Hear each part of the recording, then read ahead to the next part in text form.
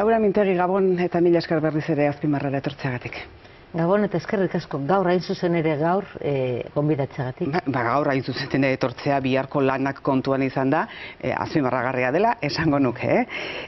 Zu lehendakaria bazina Mintegi Andrea, zer egingo zenuke Espainiako Konstituzio Tribunalak esan duena, esan izanagatik ordainduko zenieke Euskal Autonomia Erkidegoko langile publikoei abenduko soldata, besteak beste esaten dut, dagoeneko jardunean dagoen gobernuak erabaki duelako, ez duela partekatzen konstituzionalaren erabaki hori, baina akatatu egingo duela. Eske hori da kontua ez, begibiztean gelditu da beste behin eskuloturik gaudela, eskurik lotuta, hau da, ez dagoela erabakitzerik, ez dagoela gauza arruntetan ere, zure langilei soldata emateko orduan zenbat, noiz, nola, ez dagoela erabakitzerik hemen. Orduan honek nabarmen usten du badala garaia, behingoz, beste bide batzuk hartzeko, ausardiaz jokatzeko, erabakitze eskubidean aurrera egiteko, eta hain zuzen ere legebiltzarrean horretaz hitz egin beharko da. Nik esango nuke, zure galderari zuzen erantzun da, kontraesanak agerian ipini behar direla. Eta guk baldin badaukagu, orain gure legeden arabera eta gure eskuduntzaren arabera hori egiterik aurrera egin behar dela. Eta ezin bada, orduan nabarmen utzi zergatik. Eta zerk eragozten digu hau eta horri buelta eman. Baina nabarmen usteaz gain ordainduko zenduke, edo duke ordainduko.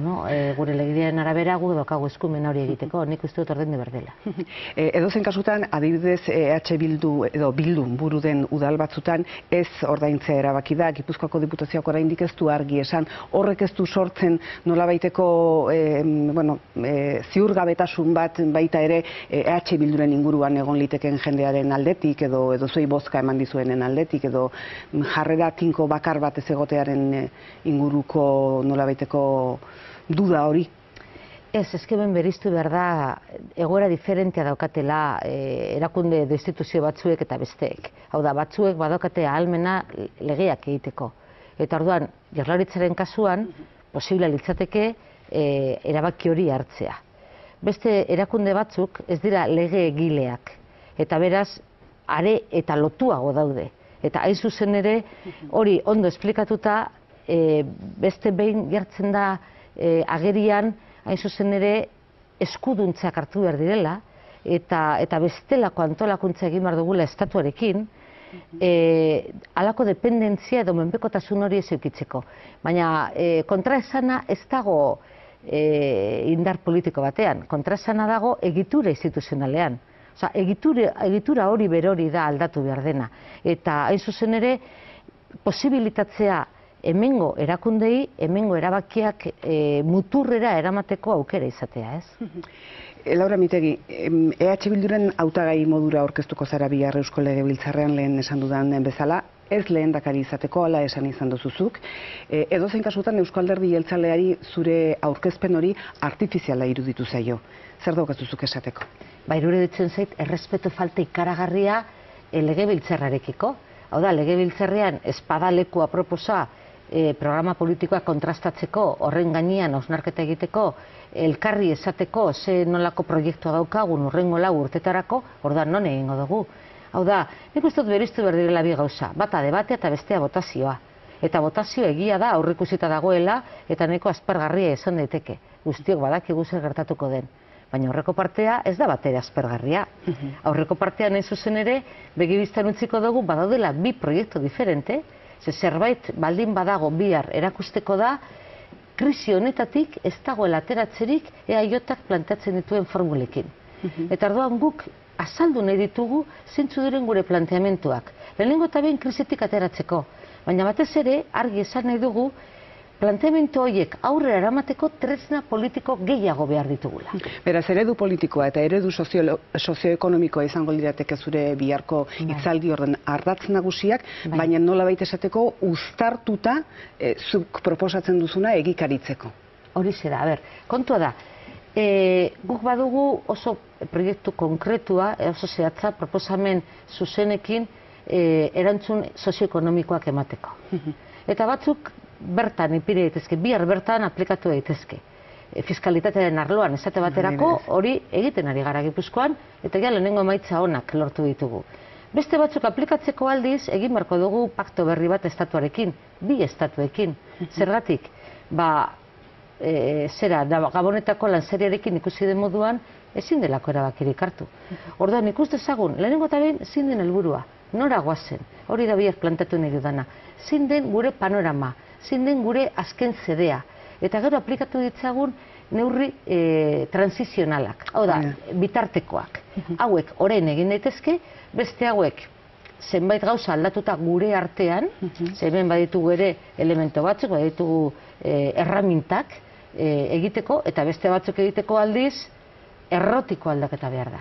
Goazen guztiak aztertzera, orok horrean zuk subirautza aldarrikatzen duzu, hain zuzen ere egoera hau iraultzeko, edo zein kasutan neurri tarteko batzuk aipatzen dituzu, besteak beste, adibidez krisiari dagokionez, puri-purian dagoen arazo bat delako. Zer nolako harremana planteatzen duzu, batez ere Euskal Autonomia Erkidegotik begiratuta Espainiarekin, baina baita Frantziarekin, baina Espainiarekin aipatzen dut, hain zuzen ere bera delako neurri batean krisi hori dela eta Euskal Herria bera ere zurmilo hori horretara eramaten ari dena. Zer nolako harremana? Bueno, lehenengo eta behin gure artean hitz egin beharko da. Hori oso garrantzitsua. Euskal Autonomia Erkidegoko legebiltzar horretan zuen artean. Hori da, erkidegoan hitz egin beharko dugu lehenago, eta ez bakarri parlamentuan. Hemen eragile sozialekin hitz egin beharko da, herritarrekin hitz egin beharko da, planteatu beharko dira moduak partaidetza ziurtatzeko, eta hemen ikusi behar dugu zein den azken helburua. Nora heldu nahi dugun. Hori lehenengo fase batean. Gero testu bat egin beharko dugu. Eta testu horretan egongo dira koskak, esate baterako, beste lurralde historikoekin nola uztartuko dugun, eta nola eraikiko dugun Euskal Herri oso hori, eta hori aurrikusi behar dugu ja, hemen bertan egingo dugun testu horretan. Hori planteatu beharko da lehenengo momentutik. Eta gero, hirugarren fasea izango da, hori gero nola gauzatu, ze estrategia izan estatuarekin. Arduratu izan dagoena izan da, nik beste hautagaiari entzun didanean izendatu izan, eta lehenengo gauza Madrilera joan Rajoy jaunarekin hitz egiteko. Eta iruditzen zait atzetik hastea dela. Hori dela teilatutik hastea. Hori da azken kontua. Lehenengo kontu da hemen, indar politikoak. Gero, ez zuzen ere, estrategiak sortu.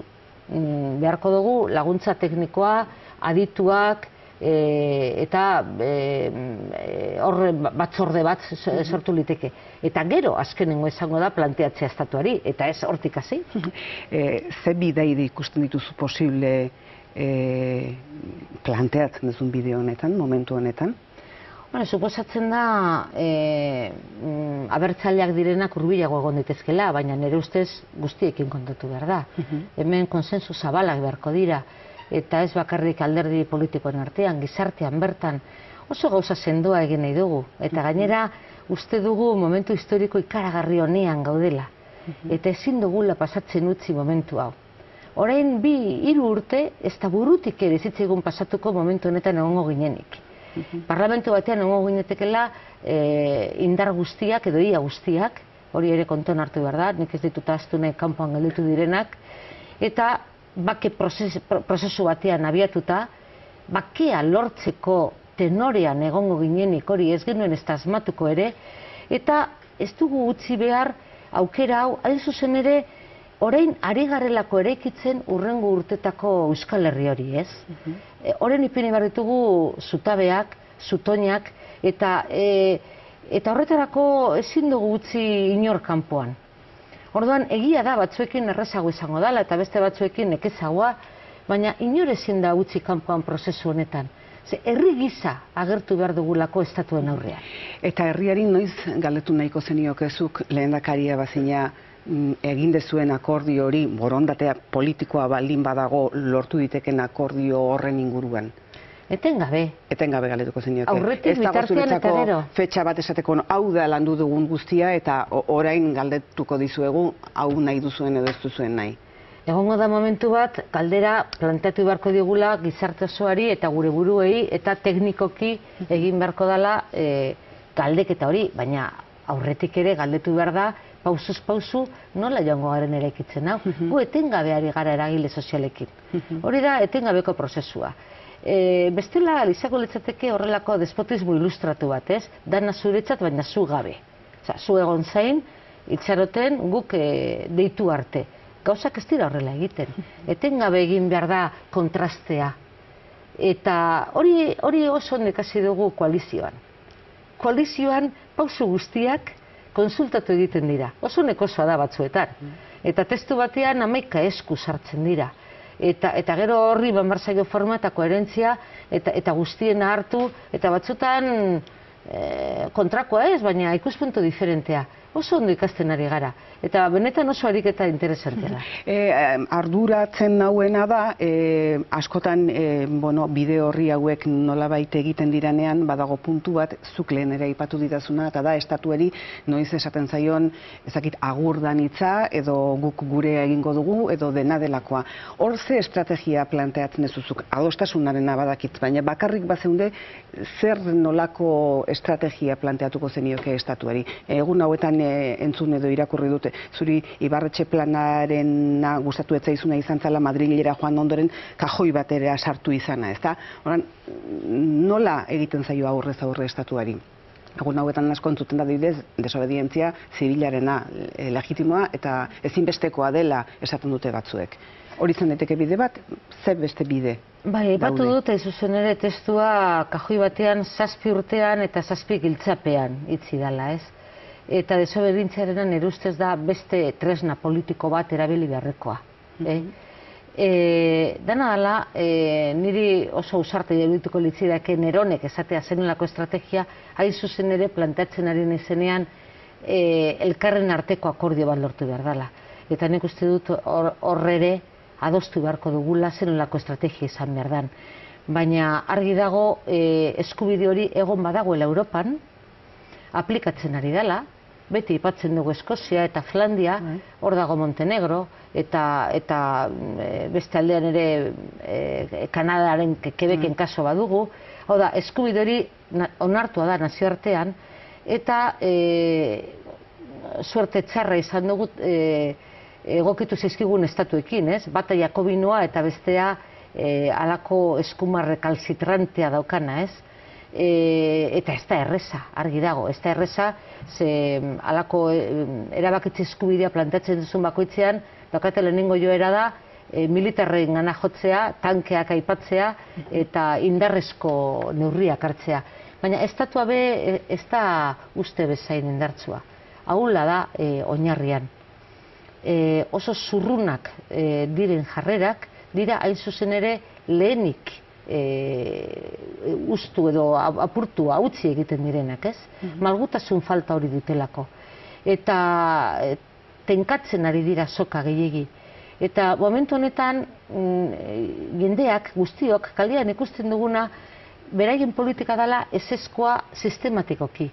Ezezkoa presoak hurbiltzeari, ezezkoa hemen neurri ekonomikoak hartzeari, ezezkoa erabakitze eskubideari. Eta hain zurruna da jarrera hori, malgutasuna eduki beharrean krak egingo duela momentu batean edo bestean.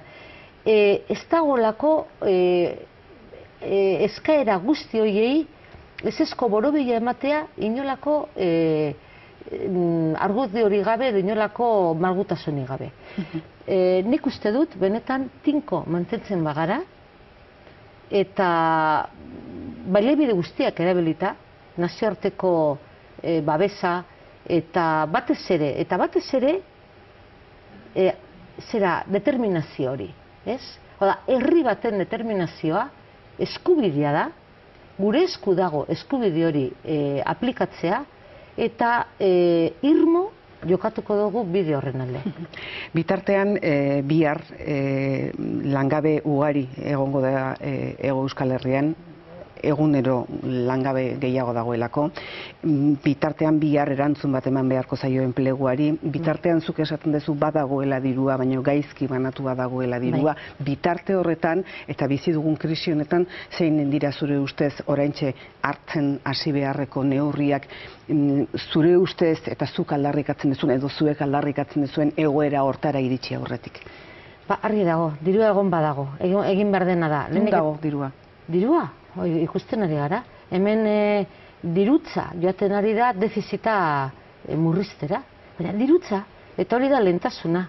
Eta hemen bankoi eman beharreko kopuru horiek horretan ez dago murrizketarik, alderantziz, gehitu eta gehitu egiten dira.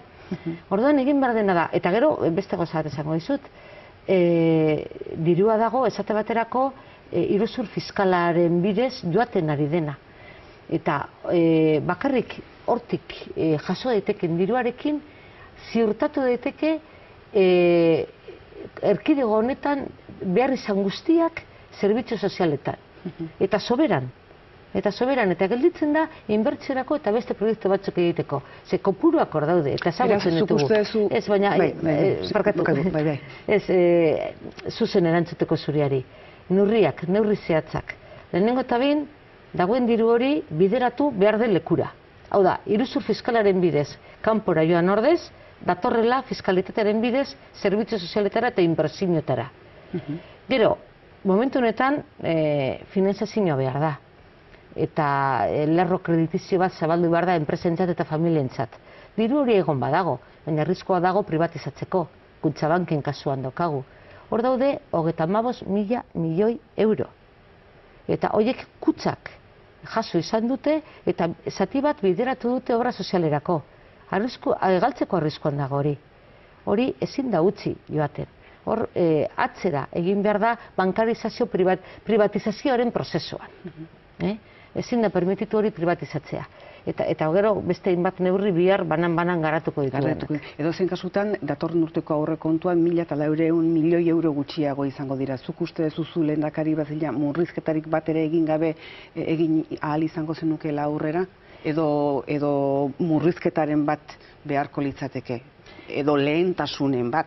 Nik badakit non murriztuko nukeen, oso argi daukat, azpiegituretan. Zerbitzu sozialik eta etekin argirik ez daukaten azpiegitura batzuetan. Murriztuko nuke kuporen bidez ejertzitora eta erretetzera doan kopuruan. Baina ikusten dut, EAJak ez dakala asmorik horretan murrizteko, alderantziz, planteatu du ez bakarrik urtero hemendik ipintzen diren 500 milioak abiadura handiko trenerako, berak gainera esan du Espainiari dagokion diru kopurua aurreratzeko prest dagoela. Beraz, ez dauka inolako asmorik horta murrizteko. Ez dauka asmorik murrizteko erretetzean eta ejertzituan. Eta zenbakiak ikusita, eta oso ondo begiratu ditugu zenbakiak, ez daio besterik gelditzen murriztea baino hezkuntzan, osasungintzan eta zerbitzu sozialetan. Zergatik? Berak di hori marragorriak direla. Baina begiratu zenbakiak. Erkidego honetako aurrekontua ikusita 180 baino gehiago atal horietara doa. Horietara doa 180 baino gehiago. Lehenengo kapituluan, soldaten kapituluan dago partida handiena. Ez dago bestetik 1.200 ateratzerik. Orduan, zer esaten dugu? Edo aldatzen duzu paradigma, edo aldatzen duzu eredua, edo azten zara pentsatzen beste modu batera, edo ematen duzu buelta, edo bestela murriztuko duzu hor. Zergatik, ez dagoelako beste partidarik nondik moztu. Ez dago. Ikustea baino ez dago presupuestoa. Nahi baldin badozu ere, munduko borondate guztia baldin badozu ere, ez ikutzeko arlo horiek, ez dago nondik atera, hori ez badozu ikutzen. Badago nondik atera, nik esaten dudan moduan. Hain zuzen ere, beraiek ikutuko ez duten arloetan. Entzungo dugu bihar Iñigo Urkulluk ere zer esaten duen. Erratzen mana sobeto, nahiago nuke erratzea. Eta aztertuko ditugu. Hezkuntza aipatu duzu, bert datorkit burura salto batean, beste gai batzutara sartu baino lehenago gustatuko litzaidake berak egin dituen proposamenen inguruan. Ze bigarren hausnarketa egin duzun jakitea? Hain zuzen ere lehengora bueltatzen naiz. Lehengora bueltatzen gaitu. Hala da, nork erabakitzen du? Zeinek dauka zartaginak irtenetik? Ze errez hankaz goratu daiteke sistema oso bat dekreto huts batekin. Eta gainera, kanpoan egindako dekreto hutsa. Eta horrek hankaz gora jartzen zaitu eredu sistema osoa, hizkuntza lehentasuna, irakaslegoaren beharrizanak. Hau da, hemen egon zaitezke 30 urtean, zure eredua fabrikatzen, zure irizpideak ezartzen, zure lehentasunak ipintzen mai gainean, eta dekreto huts batek hankaz gora jartzen dizu guztia. Zin da helburua, egindako triskantza, edo zin da orain irtenbidea, egindako triskantza horren gainean partzeak ipini, edo sustraira joan, errotik aldatu antolaketa. Hau da, ez egon horren menpe, ez egon beti airean, oinak lurrean ipini ezin dituzula, joan gaitezen behingoz, arazoen iturrira.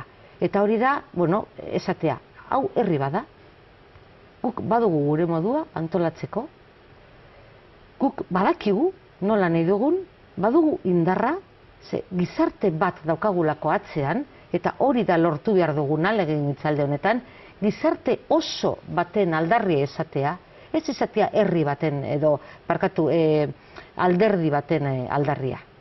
Gizarteren oihua izan behar da Madrilen entzun beharko dana, eta Parisen, eta Elkarrekin joan, iparraldean egin dute. Txapo, iparraldean egin dute. Guztiak bildu dira, alderdiak, sindikatuak, eta Parisa joan dira, baina begira zen nolako indarra dagoen hor. Hori da lehenengo asaltua. Hori Bastilla jauzi zen asalto batzuen ostean. Aurreko aldian hemen izan zinenean hauteskundeak pasata astebetera edo izan zen, eta hitz egin genuen hauteskunde kanpainan sarri esan zenuten akordio beharra, aro berrian behar ziren akordioez, eta ostean entzun zaituztegu EH Bilduko ordezkariak esanez adibidez PNV putxerazo egin duela Kutxabanken kontu horretan, PNVk ere erantzun dizue, Kutxabankek aparteko mina egin dio EH Bilduri. Nik uste dut kontrasan ikaragarria dauzkatela eta ez du balio, egietan gauza batzuk ez dira ulertzeko errazak. Ez du balio egun batean akorduak egitea bakarrik EAJ eta PP hain zuzen ere Kutxabanken kontrola lortzeko, eta gero azkenengo asalto horretan PSeren eta beste batzuen babesarekin, eta biharamunean atera prentsan esanez defenderemos con uñas y dientes gure eremu hori, eta ez dugu permitituko privatizazioa, eta aizu, jaun Andreak, baina zuek egin duzue bide hori, zuek ipini duzue zaldien hankapean Kutxabank hain zuzen ere orain 151 hori esku pribatuetan usteko. Ikusten ari gara, datorren aurten Vital Kutxak jaitzi du bere obra soziala 15.000-tik 5.000. 15-tik 5.000. Eta hurrengo pausua daia guztiz desagertzea. Ez dakit konturatzen garen zein den obra sozialaren funtzioa gizarte honetan. Zenbat gauza galduko diren hori bertan bera gelditzen bada. Hori gertatzen ari da. Kutsi zizketan ari gerela kanni buruz hitz egingo dugu une batez, azken Caja de Ahorros Navarrari buruz azken egun hauetan edo azken ordu hauetan mai gainera etorri den, ez dakit zerbera afera edo zerbera kontua dela, eta nola ari zara baloratzen badira iritzi batzuk diotenak azken batean hau ibergaren punta baino ez dela izango, beste batzuk diotenak inozoa edo inozentea izan dela zerbera, eta beste batzuk hor beste zerbait nahastu nahi izan dutela. Zer nolako irakurketa egiten duzuzuk? Nik uste dut hemen artifiziozko zuak egiten ari direla, hain zuzen ere kanen gertatu denarekin estaltzeko. Hemen egiatan nik uste dut pertsona batzuek ezagutu beharko luketela auziperatzea, hau da auziperatu beharko lirateke Nafarren dirua alperri galtzen utzi duten hori guztiak. Eta oso larria da, oso mingarria da, Nafarran ezen aldetik ikustea nola alperri galdu, dilapidatu eta okazu askotan poltsikora sartu izan den guztien dirua bakar batzuen mesederako. Iruditzen zait horri heldu behar zaiola. Uste duzu epe labur edo ertainen eragina izango duela honek Nafarroako politika gintzan eta Nafarroako etorkizunean? Hala balitz hobe. ala balitzo bete ze marko litzateke gainera. Zera, nahikoa da, nolako politika eraman izan den aurrera Nafarroan. Guztiz autoritarioa eta Nafarren eskubideak eta behar izana kontuan hartu gabe, ez? Hor oso erabaki potoloak hartu izan dira eta utzi da ekonomia alperri galtzen eta batez ere Nafar guztien urtetan erekitako kutsa bat, ez? Eta desagertu da. Nik Nafar moduan jaio nintzen nian, nire zabaldu zidaten nire libretatzoa, eta lehenko gunean joan nintzen, kendu zidaten, eman zidaten beste bat, kaizarena, aldatu zidaten kontu zenbakia, aldatu zidaten kutsa zainerako txartela, eta jaio nintzeneko libretatzo hori desagertu da. Hau da, ez dago simbolorik. Gure kalean aldatu dituzte kartelak, eta ez dago ez da fizikoki ere hori ikusterik, ez? Oso mingarria da. Nafarroko horrekin bizi izan gara, jaio izan gara horrekin. Eta kutsa bat baino eskoz ere gehiago izan da Nafarrontzat kan. Gaur izan da Patxi Lopezen gobernuaren azken bilera, ikusi dugu sailburuekin elkartuta, bere azken bilera horretan. Ze balorazio egingo zenuke Patxi Lopezen urte hauetako lanaz? Patxi Lopez eta bere gobernuaren urte hauetako lanaz. Bueno, iruzur baten gainean erekitako gobernua izan zen, iruzur bikoitza izan zen, alde batetik hauteskunde haiek ez ziren demokratikoak izan, eta beste alde batetik ez zuen gobernatu hauteskunde faltzeatu haietan atera zen lehenengo indarra. Beraz, iruzurra bikoitza izan zen, amaitu da. Hori da esan daiteke noberena. Gaur Rodolfo Aresek esan du, edozein kasutan urrungo jaurlaritza urruna datorrena izango dela, euskal demokraziak ezagutuko duen jaurlaritzarik ahulena. Bat zatoz? Ahuletik ahulera. Ahuletik ahulera. Hemen argi dago gobernu indartsu bat egoteko adostasunetan, lehenago errespetu demokratikoan oinarritu behar dela. Hau da, hauteskundetan indar handienak izan behar direla, pizkat, aitzindari lan egin behar dutenak. Eta gero, horiek bilatu behar dute, edozein dela ere, bilatu behar du ingurukoen oniritzia, adostasuna eta elkargunea. Orain, egondan prozesu honetan egia esan, bilera haietan egon ginen guztiok eduki genuen sensazioa zela, aldez aurretik markatuta zeuden kartekin jokatzen ari ginela, ez? Hau da, erabakiak hartuta zeudela aurretik. Areago, bigarren bileran galderak plantatu genituen eta erantzuna jaso aurretik prentzan irakurri genuen gobernua nola osatuko zen, ez? EAJak bakarrik osatuko zuela. Ni ez nago ohituta horrela funtzionatzen, orain arte bizi izan naizen eremuetan. Ohituta nago, lehenago galdetu badizu, lehenago eman erantzuna, eta gero hartuko duzu nahi duzun erabakia, ez? Baina, iruditu zitzaidan, aldez aurretik zegoela erabakita. Esandakoak eta kontra esandakoak entzun ditugu behin eta berriz akordioen aroa zen honetan. Mintegi Andrea, zuk sinisten duzu Eusko Legebiltzarrean. Galdetzen dizut besteak beste orain entzungo dugulako Arantzazu Zugastiren hausnarketa, beti egiten dugun hausnarketa. Eta besteak beste berak diolako eta aste hauetan ere entzun izan dugulako Ezker Abertzaleak aurre egin izan diola erakunde horri eta ez dula sinistu izan eta egin izan ditula bere representazioak erakunde horretan. Eta beste hausnarketa bat ere egiten du Ezker Abertzaleak une honetan pankartatik politika posibilistara jetzi behar duela. Ze hausnarketa sortzen dizu, gero lasaiago entzungo dugun hausnarketa honek. Nik uste dut egon behar dela Legebiltzarrean eta pankartan. Eta areago, oker espanago, bihar atean pankarta asko egongo dira. Langabetuenak eta errebindikazioa dauzkaten askorenak. Eta aterako naiz pankartara etena egiten den momentuan. Zergatik, Legebiltzarra eta pankarta biak direlako tresnak, helburu bat lortzeko. Eta nire inportazit helburua. Eta tresna guztiak erabiltzeko presnago, bata zein bestea, eraiki nahi dugun proiektu hori gauzatu ahal izateko. Nik uste dut Legebiltzarra tresna garrantzitsua dela, eta ez diot inolako garrantzirik kenduko, baina ez da bakarra, egongo gara hor, eta egongo gara atean pankartan. bietan. Laura Mintegi, mila esker gaur gurekin izateagatik, badakit bazoa zela biharko saio hori goiz hasiko delako, gu begirik kendu gabe egon gara, zuk zer esaten duzun, Iñigo Urkulluk zer esaten duen, oposizioko talde guztiek zer esaten duten, Euskal Telebistak saio guztia emango du, goiz eta arratsalde, eta esan bezala begirik kendu gabe egongo gara. Espero dut laster izango dugula berriz ere elkarrekin egoteko aukera. Hala, espero dut, eskerrik asko. Eskerrik asko, Laura Mintegi.